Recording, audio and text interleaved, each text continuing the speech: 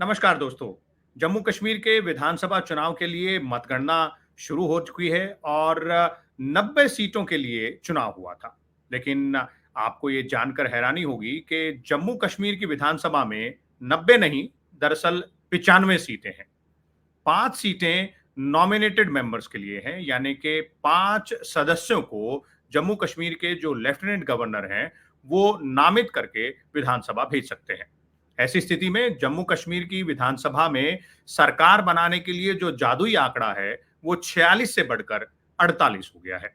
यानी कि अगर किसी भी पार्टी या गठबंधन को जम्मू कश्मीर की विधानसभा में अपना बहुमत साबित करना है और सरकार बनानी है, तो उसके पास 48 विधायकों का समर्थन होना चाहिए। दरअसल ये 5 विधायकों को नामित करने का जो प्रावधान है, वो 2019 के Jammu and Kashmir reorganisation act में उसके सेक्शन 15 में लिखा गया है। 2019 के एक्ट में 2 सदस्यों को नामित करने का प्रावधान था, जो कि दोनों महिला सदस्य होती, लेकिन 2023 में इस एक्ट में एक और बदलाव किया गया और नामित सदस्यों यानी कि नॉमिनेटेड सदस्यों की संख्या 2 से बढ़ाकर 5 कर दी गई। जो बाकी 3 हैं, उनमें से 2 जो कश्मीरी माइग्रेंट कम्युनिटी है, उससे नॉमिनेट किए जाएंगे और 1 यानी कि 5वां जो नॉमिनेटेड मेंबर है, वो पीओके पाकिस्तान ऑक्युपाइड कश्मीर से जो विस्थापित लोग हैं, उस कम्युनिटी से एक आदमी को नामित सदस्य यानी कि नॉमिनेटेड मेंबर के तौर पर जम्मू कश्मीर विधानसभा में भेजा जाएगा। अब इसका पूरा अधिकार लेफ्टिनेंट गवर्नर के पास है।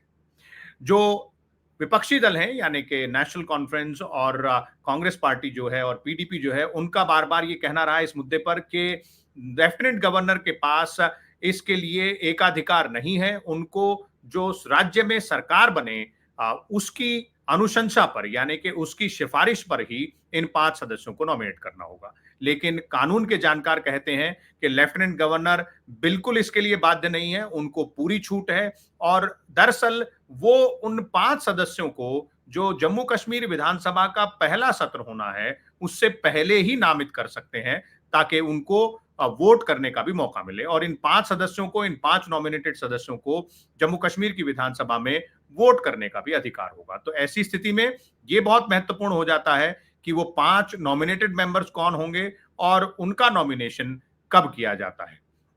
दरअसल जम्मू कश्मीर की जो विधानसभा है, वो एक और केंद्र शासित प्रदेश पुदुचेरी की विधानसभा पर आधारित है।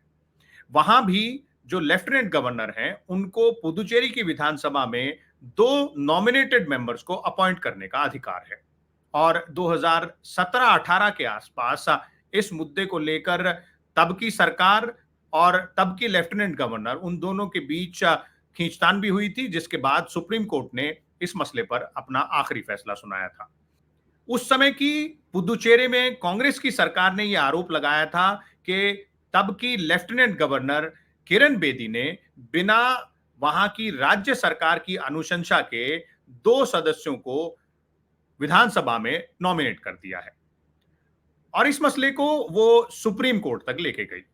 लेकिन सुप्रीम कोर्ट ने अपने आखिरी फैसले में कहा कि पुदुचेरी की लेफ्टिनेंट गवर्नर को यह अधिकार है कि वो विधानसभा में 2 सदस्यों को नामित कर सकते हैं और इसके लिए उनको सरकार से अनुशंसा लेने की या फिर सिफारिश लेने की कोई जरूरत नहीं है।